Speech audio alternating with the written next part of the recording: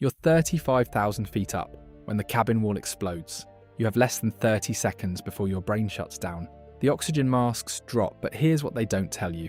Most people put them over their mouth and breathe normally. Wrong. You need to pull the elastic tight and breathe deeply through your nose. The plastic bag might not inflate, but oxygen is still flowing.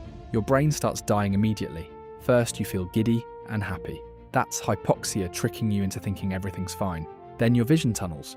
Your fingers go numb. You can't think straight. The pilots are diving the plane at 3,000 feet per minute, while you're giggling like it's funny. Seats in the middle of the plane are safest during rapid descent because they're closest to the center of gravity. But here's the thing that decides who lives. While everyone else is panicking or laughing from oxygen loss, you need to stay focused on that mask.